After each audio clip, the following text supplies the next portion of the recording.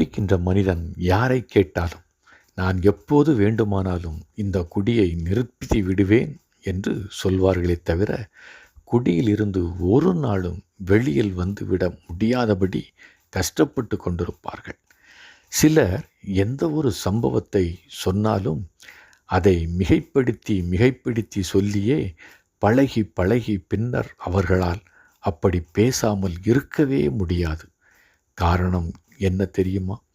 ஒரு பழக்கத்திற்கு ஒரு மனிதன் பழகிவிட்டால் அந்த பழக்கமே அந்த மனிதனை அடிமைப்படுத்திவிடும். அன்பு சகோதரனே, என் அன்பு சகோதரியே, இது ஒரு கிருபையின் காலம்.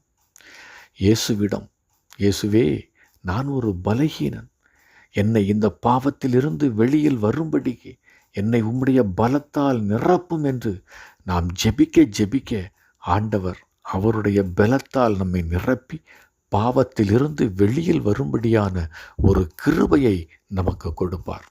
இந்த நாட்கள் ஒரு இரக்கத்தின் காலம். செய்த பாவத்திலிருந்து மன்னிப்பை பெற்றுக்கொள்ளக்கூடிய கிருபையின் காலம் இது.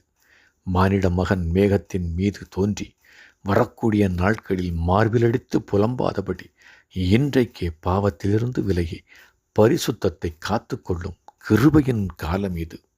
எனவே ஒவ்வொரு நாளும் ஜெபத்திலும் வேதம் வாசிப்பதிலும் இருந்து விலகாதபடி உங்கள் பரிசுத்தத்தை காத்து கொள்ளுங்கள். காரணம் ஏன் தெரியுமா? அலகையானவன் கர்ச்சிக்கும் சிங்கம் போல யாரை விழுங்கலாம் என்று வகை தேடிக்கொண்டு திரிந்து கொண்டிருக்கிறான்.